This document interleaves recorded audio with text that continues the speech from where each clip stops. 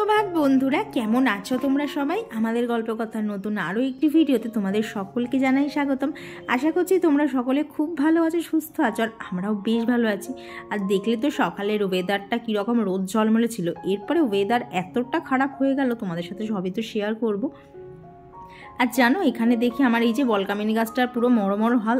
এই দেখো নিচ থেকে দেখছি যেন সবুজ সবুজ কী সব বেরোচ্ছে। জানি না গাছটা বাঁচবে কিনা, তবুও বাঁচানোর আপ্রাণ চেষ্টা করে যাচ্ছি। আর এই গাছটা দেখো বেশ সুন্দর হয়েছে, তবে না এই গাছটার নাম আমি জানি না।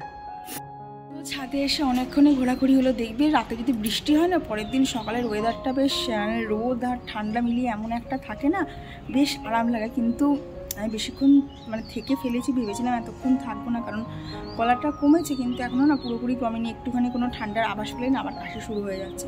তো এখানে আর বেশিক্ষণ দাঁড়াবো না, নিচে যাবো, নিচে গিয়ে কাজও আছে। তারপর আজকে শনিবার, কৌশিক বাড়ি আসবে, যথারীতি আমার রান্নাবান্না বেশি থাকবে, টুকটাক করে রান্নাবান্না করা যাবে না। তো চলো এখন নিচে যাই। তবে দেখো আর কি, বৃষ্টির জল পেয়ে গাছগুলো কী সুন্দর হয়েছে। এই জন্যই না বড়ো পিটুনিয়াটাকে নিচে নামিয়ে দিয়েছি, কারণ উপরের দিকে থাকলে না প্রচণ্ড হিট পাচ্ছে, তো ফুলগুলো কেমন ফেড হয়ে যাচ্ছে। তো নিচের দিকে নামিয়ে দেখছি ফুলগুলো না আবার আগের মতো ডিপ হচ্ছে আর কি। এগুলো তো শীতের গাছ, গরমের না ওই কড়া রোদ এরা নিতে পারছে না, যার জন্য দেখো এই গাছগুলো সব ওই কোনায় ছিল, আস্তে সবাইকে টানতে টানতে এখানে নিয়ে চলে এসেছে। তো এই তো হচ্ছে ব্যাপার। তো চলো এখন নিচে যাই, কাজ শুরু করি, নাহলে কাজ শেষ করতে পারবো না। তো চলো নিচে যাওয়া যাক। আর নয় করে তো ঘড়ির কাঁটায় 6:30 বেজেই গেছে। আর দেখবে বৃহস্পতিবার হলে না যত তাড়াতাড়ি কাজই শুরু করি না কেন, সেই যেন লাস্টের দিকে গিয়ে একটা তাড়াহুড়ো লেগেই যায়। তার মধ্যে যেন তো আজকে একটু বাজারেও যেতে হবে, কারণ বেশ কিছু সবজি আনতে হবে। অনেক সবজি না নেই, এবার কি বলো তো, আজকে লাগবে না, কিন্তু কালকে তো শুক্রবার, কালকে হলেই লাগবে। তো সেই জন্য একটু বাজারেও যেতে হবে, নাহলে শুক্রবারে বাজার করে আনবো, তারপর রান্না করব, সে আবার বহুত ঝক্কি। ওই জন্য ভেবেছি আগের দিন করেই সব করে রাখবো। তো সকালবেলা ওখানে বাপির ওইখানে যে আলমারিটা দেখলে না, ওগুলো একটু না হালকা হাতে মুছে দিলাম, দেখলাম খুব ধুলো পড়েছে। আর কি বলো তো, বাড়িতে তো কাঠের কাজ হচ্ছে, ওই ধুলো টুলো উঠছে, তো নিচের ঘরগুলো প্রচণ্ড ধুলো উঠছে। দেখো একটু বাদেই ধুলোগুলো বার করব, কোথা থেকে যে এত ধুলো ঢুকে গেছে ঘরের মধ্যে। আগে তো ধরো ধুলো হতো, কিন্তু এত পরিমাণ হতো না। আর এখানে যা ধুলো দেখছো না, বেশিরভাগটাই কিন্তু কাঠের গুঁড়ো। দেখবে বাড়িতে সেই যে কোনো মিস্ত্রি কাজ করুক না কেন, তখন কিন্তু পরিষ্কার করতে করতে জীবন বেরোয়। যতই পরিষ্কার করো, সেই জন্য পায়ের নিচে একটা ধুলো বাঁধে। আর জানো তো, আমি পায়ের নিচে যদি একটুও ধুলো বাঁধে, আমার না খুব অসহ্য লাগে, মনে হয় কতক্ষণে সেইগুলোকে পরিষ্কার করব। ওদিকে তো দেখলে কথা বলতে বলতে ঘরটারগুলো ঝাঁট দেওয়া হয়ে গেছে। তো এখন এদিকে রাস্তাটাও ঝাঁট দিয়ে নিচ্ছি। তবে জানো তো, রাস্তাটা যতই ঝাঁট দিচ্ছি, কাঠের গুঁড়ো কিন্তু যাচ্ছে না আর কি। বেশিরভাগ কাজটাই তো রাস্তায় হচ্ছে। আর তারপরে জানো তো, একটা জিনিসও ভাবছি, ভাগ্যিস কাজটা রাস্তায় হচ্ছে। এই যদি কাজ ধরো এইখানে সামনের জায়গাটায় বা ছাদে হতো, তাহলে তো পরিষ্কার করতে করতে পাগল হয়ে যেতাম, এইরকম অবস্থা হয়ে যেত। তো এই দেখো এখন ওপরে চলে এসেছি, এসে না ফ্রেশ হয়ে একবারে একটা কুর্তিই পরে নিলাম। বললাম না বাজারে যাব, তা ভাবলাম এখন আবার একটা বাড়ির জামা পরবো, আবার তখন যেতে গেলে আবার একটা ড্রেস চেঞ্জ করতে হবে। ওর থেকে বেটার একবারে এটাই পরে নেই, তাহলে এটা পরেই বাজার ঘাট সমস্ত কিছুই করে ফেলতে পারবো। আর জানো তো, ইদানিং করে মাথার থেকে একটা চুলও উঠছে না। তো তোমরা অনেকেই বলছো হেয়ার কেয়ার ভিডিও দিতে, তো দেখছি গো আমি একটা ছোট ভিডিও হলেও না, সেটা পার্টিকুলার না হেয়ার কেয়ারের ওপরেই বানাবো, যাতে তোমাদের বুঝতে কোনো অসুবিধা না হয়। অনেক সময় কী হয় বলো তো, ব্লগের মাধ্যমে দেখাতে গেলে না সবটা দেখানো হয়ে ওঠে না, তাই ভেবেছি একটা আলাদাই ব্লগ শেয়ার করে দেবো শুধু আমার হেয়ার কেয়ার রুটিন দিয়ে। তো এ ব্যাপারে তোমাদের মতামতটা অবশ্যই জানিও। আর আজকে তো বৃহস্পতিবার, ওখানে ঠাকুরকেও ঘুম থেকে তোলা হয়ে গেছে। দিয়ে দিকে দেখো বাসন ফুল যা যা আর কি পুজো করতে লাগবে, সমস্তটাই কিন্তু একদম গুছিয়ে দেখো ঠাকুরঘর একদম চকচকে করে রেখেছি। আর তোমরা গত ভিডিওতে বলেওছো আমার ঠাকুরঘরটা খুব সুন্দর করে অর্গানাইজ করা। হ্যাঁ গো, যতটা পারি চেষ্টা করি, কিন্তু একদম তো সব মনের মতো হয় না। আর দেখবে সবার কিন্তু কাজ করার প্যাটার্নও আলাদা, তবে আমার যেখানে যেটুকু সুবিধা মনে হয় আমি সেইভাবেই গুছিয়ে রেখেছি। আর এই তো এখন আমার বেডরুমটাও ঠিকঠাক করে একদম যতটা তোমরা পরিপাটি দেখো ততটাই পরিপাটি করে নেবো। তবে সকাল সকাল অতটা পরিপাটি থাকে না, কারণ তোমাদেরকে অনেকবারই বলি যে আমি যখন শুই চারিদিকে আমার বালিশ ছড়ানো থাকে। তো এইদিকে এখন করে না একটুখানি দেখছি ভোরের দিকে না ঠান্ডা ঠান্ডা লাগে, তো সেই জন্য না গায়ে যেন তো চাদরটা দিতে লাগছে আর কি। মাত্র তো ঠান্ডা লাগার থেকে উঠেছি, তাই এখন কষ্ট হলেও একটু চাদরটা গায়ে রাখার চেষ্টা করছি। আর এইদিকে দেখো আমার যে ভালো শাড়িগুলো মাঝখানে সব বিছানার নিচে দিয়েছিলাম না, তো সেগুলোকেই ভাবলাম আজকে তুলে নেই। অনেক দিন হয়েছে এদেরকে তোলাও হয়নি। আর এদিকে না তোলার একটা বেশ কী বলো তো, 2-3 দিন মতো রাখি, তার বেশি তো রাখি না, কিন্তু আজকে প্রায় 4-5 দিন হয়ে গেল। আর এদিকে দেখো আমার সমস্ত ভালো শাড়ি কিন্তু আমি এইভাবেই প্যাকেটের মধ্যে রেখে দিই। এতে কি সুবিধা হয় বলো তো, যখন না শাড়ি নিতে যাবো, একটা শাড়ি নিতে গেলে কিন্তু অন্য শাড়িটা না ভাঁজ নষ্ট হবে না। তো এই নীল শাড়িটা তো নর্মাল পরা, তো ওটাকে আর প্যাকেটে ঢোকাবলাম না, কিন্তু বাদ বাকি শাড়ি দুটো দেখো ভালো করে প্যাকেটে করে নিয়ে যা, দেখতে একদম পুরো নতুনের মতো লাগছে না। তো চলো জামা কাপড় সব তো তোলা হয়ে গেছে, এখন যে জিনিসটা যেখানে সেটাকে সেখানে ঢুকিয়ে দিই, নাহলে না একটা মানে কীরকম বলতে একটা অস্বস্তি কাজ করে, এই কাজটা কখন করব, ঘরটা আমার মানে আগোছালো হয়ে থাকছে, কখন সব শেষ করব। তো ওইদিকে মানে সামনের দিকটায় যা যা রাখা সেগুলো এখানে রেখে দিলাম। আর বললাম না যে ভালো শাড়িগুলো, সেগুলো দেখো সমস্তটা আমার এই সাইডটায় থাকে। আর এই দেখো আমার সমস্ত ভালো শাড়ি কিন্তু এইভাবেই আমি গুছিয়ে রাখি, যাতে শাড়ি একটার সাথে একটা না মিশে আর কি ভাঁজগুলো নষ্ট না হয়ে যায়। তো এই দিকটাও দেখো খুব সুন্দর করে পরিপাটি করে গুছিয়ে নিয়েছি। আর তোমরা এত বলো না খুব গোছানো কাজ, পরিপাটি করে কাজ, জানো তো প্রথম দিকে তো আমি এরকম ছিলাম না, তবে ওই যে অভ্যেসের যদি মানুষ দাস হয়ে যায় না, তাহলে দেখবে একটু একটু করে কিন্তু সমস্ত কিছু গুছিয়ে নেওয়া যায়। তো এদিকে কৌশিকের দিকটাও খুব ভালো করে গুছিয়ে নিয়েছি। আর এখন না এই যে আগের দিন দেখলেন না পয়লা বৈশাখের দিন এই কোট সেটটা পরেছিলাম, তো সেটাকেও তো কেচে দিয়েছিলাম, এখন এটাকেও ভালোভাবে ভাঁজ করে বিছানার নিচে দিয়ে দেবো, যাতে খুব তাড়াতাড়ি ভালোভাবে ইস্ত্রি হয়ে যায়। আর জানো তো একটা আয়রন কিনবো করছি, কিন্তু কোনটা কিনবো সেটাই তো ডিসাইড করতে পারছি না। ওই জন্যই বলতে পারো কিনবো করা হচ্ছে, কিন্তু কেনা আর হয়ে উঠছে না। তো এখন এইদিকে চাদরটাকেও ভালোভাবে পেতে নিচ্ছি। আর দেখবে ঘরের মধ্যে না যদি বিছানাটা টান করা থাকে না, তাহলে ঘরের মধ্যে না মনেই হয় না যে অত কাজ আছে, কিন্তু বিছানাটা যদি আগোছালো থাকে না, তাহলে দেখবে মনে হয় যেন ঘরের মধ্যে প্রচুর কাজ। আর তার মধ্যে তো আজকে আবার বৃহস্পতিবার, আর বৃহস্পতিবার হলেই জানো তো মনের মধ্যে একটা কাজ করে যে সব কিছু একদম পরিপাটি গুছিয়ে রাখা ভালো। আর শুধু বৃহস্পতিবার না, আমার কাজ করতে করতে জানো তো এমন হয়ে গেছে, প্রত্যেকটা জিনিসই না পরিপাটি রাখার একদম চেষ্টা করি, যাতে সেই কাজটার দিকে না দ্বিতীয়বার তাকাতে না হয়। আর জানো তো আমার মনে হয় যে এইসব ব্যাপার মানে এইসব পরিপাটি করে কাজ করে না মা লক্ষ্মীকেও আমি খুশি করতে পারি। ওই জন্য বলতে পারো ঠাকুর আমাকে কাজ করার না এত শক্তি দিয়েছে। আমি দেখবে সকালবেলা যতই কাজ করি আমি কিন্তু সচরাচর ক্লান্ত হই না, তবে দিনের শেষে গেলে একটু ক্লান্তিভাব লাগে। তো এইখানে না কাজ করতে করতে প্রচণ্ড খিদে পেয়ে গেছিলো, তো সেই জন্য একটুখানি খেয়েও নিলাম। ওই পয়লা বৈশাখের মিষ্টির প্যাকেটের মধ্যে না একটা কেক ছিল, তো সকালবেলা একটু ওটাই খেয়ে নিলাম। আর তারপরে ওদিকে তো জামা কাপড় গোছালাম, তারপর দেখি এদিকে আরও বেশ কিছু না রেগুলার ইউজের জামা কাপড় ছিল, তো সেগুলোকেও একদম ভাঁজ করে গুছিয়ে নিচ্ছি। দেখবে ঘরের মধ্যে যদি সমস্ত কিছু একদম পরিপাটি থাকে না, তাহলে দিনে মানে সারাদিন যতই কাজ করো না কেন, দিনের শেষে কিন্তু ঘরে ঢুকলে একটা শান্তি কাজ করে।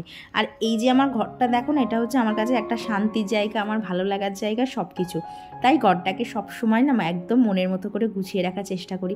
আর দেখবে আমরা যখন মেয়েরা প্রথম বিয়ে হয়ে শ্বশুরবাড়ি এসি, আমরা কিন্তু সবাই চাই যে নিজের ঘরটাকে একদম মনের মতো সাজাবো, কারণ এই যে বিয়ে হয়ে এই ঘরটায় ঢুকলাম, এই চলবে সারা জীবন।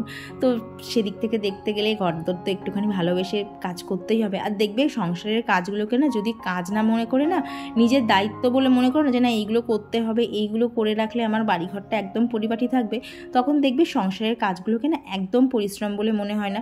তখন মনে হয় যে সকালবেলা উঠেছি, কতক্ষণে সমস্ত কিছু শেষ করব, তাহলে আমার ঘর বাড়ি একদম নিট অ্যান্ড ক্লিন থাকবে। আর এইদিকে দেখো তোমাদের সাথে গল্প করতে করতে আমার কিন্তু সমস্ত কাজ কমপ্লিট হয়ে গেছে। এখন ছাদে যাব, বেশ কিছু জামা কাপড় সকালবেলা কেচে দিয়েছিলাম, তো সেগুলোকেই মেলার জন্য যাব। কিন্তু এদিকে তো এসে দেখি আকাশের একদম মুখ ভার, আকাশটা দেখো কেমন একটা হয়ে রয়েছে, মনে হচ্ছে না এক্ষুনি বৃষ্টি আসবে। তো এই আকাশ দেখার পর আমি তো আরও ঊর্ধ্বশ্বাসে ছুটছিলাম যে কতক্ষণে সব সেরে বাজারে যাব। তোমাদেরকে বললাম না একটু বাজারে যাওয়ার দরকার আছে। আর সকালবেলা জানো তো সব গাছকে জল দিয়েছি, এই গাছটাকেই আজকে জল দেওয়া হয়নি। তবে পরের দিকে যা বৃষ্টি এসেছিলো, জল দেওয়াটা আমার পুরো ফালতু হয়েছে, কারণ সমস্ত কাজ জানো তো ছাদে গিয়ে রেখে এসেছিলাম। তারপর এই যে বললাম না বাজারে আসবো, শুধু কিছু সবজি কেনার আছে, তো সেখানে সেই সবজিগুলো কিনে নিচ্ছি। আর কী কী সবজি কিনেছি চলো তোমাদেরকে বাড়ি গিয়ে দেখাচ্ছি। তো চলো এইদিকে এবার তোমাদের সাথে বেশ কিছু কমেন্ট শেয়ার করে নিই। আর এদিকে দেখো বাড়ি আসতে না আসতে অভিও কিন্তু আমার কাছে চলে এসেছে। তো আমার গত ভিডিওতে কমেন্ট করেছিল সুষমা বিশ্বাস দিদিভাই আর পূজা বিশ্বাস দিদিভাই, লিখেছে তোমার কি বেবি আছে? না গো, আমার এখনও বেবি নেই। তো এদিকে দেখো মাছ এই গতদিন দেখেছিলাম না একটু লাউ শুক্তো দিয়েছে, তো সেটাকেই গরম করে নিয়েছি।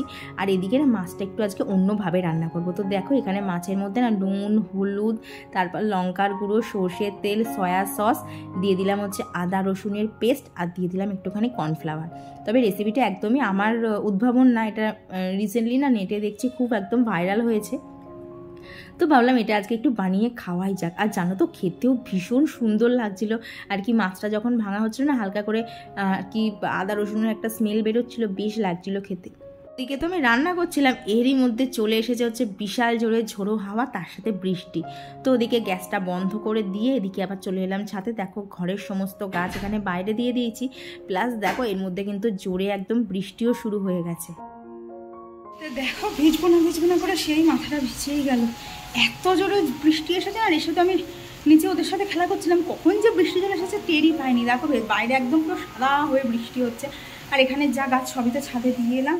তো তখন তো দেখলে মাছটা ম্যারিনেট করা ছিল, তো ওটা এখন খানিকক্ষণ রেস্টে থাকবে।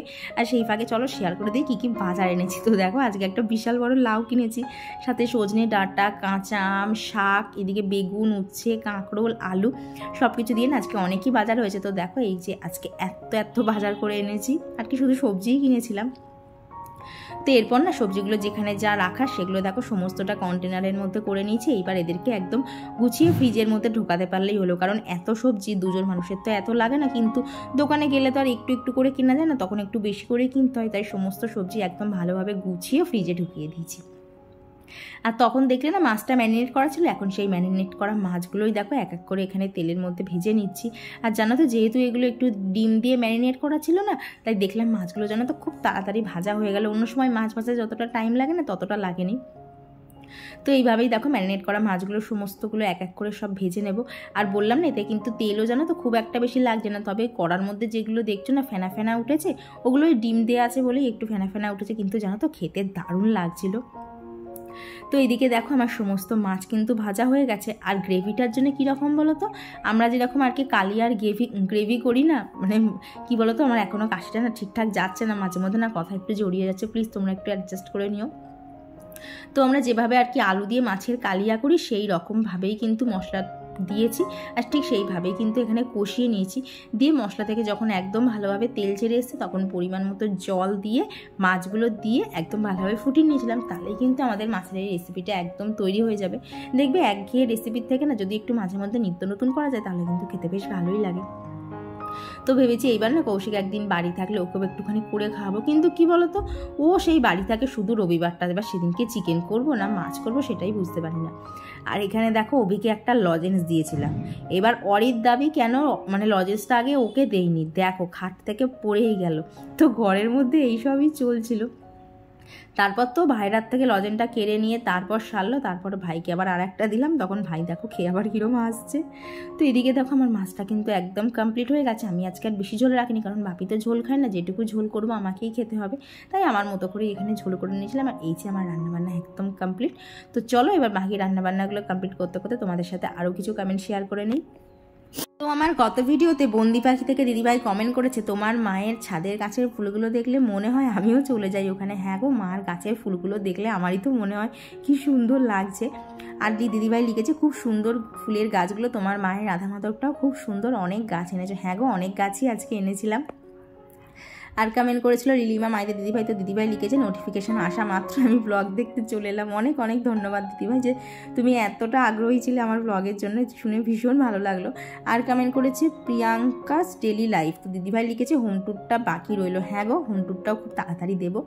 আর লোপামুদ্রাদি কমেন্ট করেছে অনেক বড়, যে কাকিমার বাড়ির সিঁড়িটা কি সুন্দর লাগছিল উপর থেকে। হ্যাঁ গো, মা চারিদিকে গাছ দিয়ে এত সুন্দর করে রেখেছে, কিন্তু জানো তো আমি সিঁড়িতে রাখতে পারি না, কারণ আমার এই বাড়ির সিঁড়ির থেকে না ওই বাড়ির সিঁড়িটা একটু বড়, যার জন্য মা না গাছ রাখলেও পাশ দিয়ে ওঠার জায়গা থাকে, কিন্তু আমার বাড়ির সিঁড়িটা এমন না আর কি গাছ রাখলে সেরকম ওঠার জায়গা থাকবে না। তো এরই মধ্যে দেখো আবার বিশাল মেঘ করেছে, আর তেমনি ঝোড়ো হাওয়া দিচ্ছিলো। দেখো জামা কাপড় তুলবো কি মনে হচ্ছে হাওয়াতে আমাকেই উড়িয়ে নিয়ে চলে যাবে। তো ঠিক এই রকমই আর কি ঝড় বৃষ্টি আবার শুরু হয়ে গেছে। তো এরই মধ্যে স্নান টান কমপ্লিট করে নিয়েছি, এইবার দেবো হচ্ছে বৃহস্পতিবারের পুজো। তো আর লোপামুদ্রাদি লিখেছে ছাদ বাগানের কথা তো কি বলবো, যতই দেখি ততই অবাক। হ্যাঁ গো দিদিভাই, মা গাছের পিছনে যে কত সময় ব্যয় করে না, যার জন্যই মার বাগানটা অত সুন্দর। আর সম্পাদে দিদিভাই কমেন্ট করেছে তোমার ঠাকুরের আসনটা দেখলে মনটা ভরে যায় গো। থ্যাংক ইউ দিদিভাই। আর কমেন্ট করেছিল সুষমা বিশ্বাস দিদিভাই। তো দিদিভাই লিখেছে ব্লগটা খুব সুন্দর হয়েছে, তোমার ঠাকুরের আসন অর্গানাইজেশনটা বেশ ভালো লাগলো, ভালো থেকো। থ্যাংক ইউ দিদিভাই, তুমিও খুব ভালো থেকো। আর দেখতেই তো পাচ্ছ বাইরে কীরকম মুষলধারে বৃষ্টি চলে এসেছে। তো এখন তো আজকে আর ছাদের গাছে ফুল তুলতে পারিনি, কারণ তো বৃষ্টি পড়ছিল। আর এই দেখো ঠাকুর ঘরটা আগের দিন এরকম পরিষ্কার করে গুছিয়ে রেখে গেছিলাম, যার জন্য জানো তো আজকে পুজো করতে একটু কষ্ট হয়নি, মানে হাত বাড়ালেই সমস্ত জিনিস পেয়ে গেছি। তো তো আর আমার গত ভিডিওতে কমেন্ট করেছিল জিনিয়া রয়, আর সুমনাকর মিউজিক্যাল থেকে দিদিভাই লিখেছে গাছের প্রতি এত যত্ন তোমার দেখে মন ভরে যায়, এত পরিচ্ছন্ন করে ঠাকুর সাজানোও ভক্তি এনে দেয়। হ্যাঁ গো দিদিভাই, আমি জানো তো আমি এত কাজ, আমি বারবার এই কথাটাই বলি, এত কাজ কিন্তু সত্যি আমি পারতাম না। কখন যে নিজের মধ্যে এত কিছু মানে অ্যাচিভ করে ফেলেছি আমি নিজেও জানি না।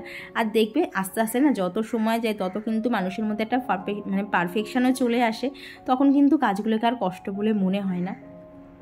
তো এদিকে দেখো এখানে ঘটের মধ্যে জল দিয়ে স্বস্তিক চিহ্ন এঁকে আম পাতা, বেলপাতা, পান পাতা আর এই যে একটা কলা, তো এইটা দিয়েই হচ্ছে ঠাকুরের ঘট পাতবো। আর সাথে কিন্তু একটু দূর্বা দিয়েছিলাম, আর দিয়ে দিয়েছিলাম হচ্ছে মা লক্ষ্মীর ঘটে একটু আতপ চাল। তো এই দিয়েই আমার আর কি ঠাকুরের ঘট সাজানো কমপ্লিট। তো চলো এবার বাকিটা যেটুকু যা আছে সমস্ত কিছু গুছিয়ে ঠাকুরের পুজোটা দিয়ে নিই।